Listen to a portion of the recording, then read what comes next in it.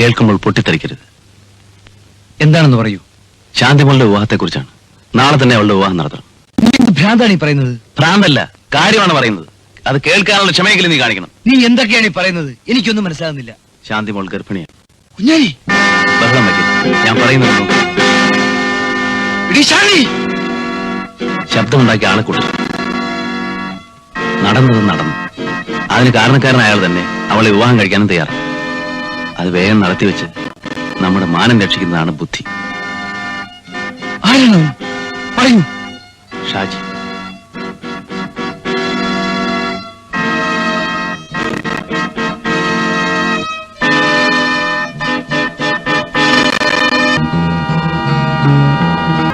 എന്നോട് ക്ഷമിക്കണം.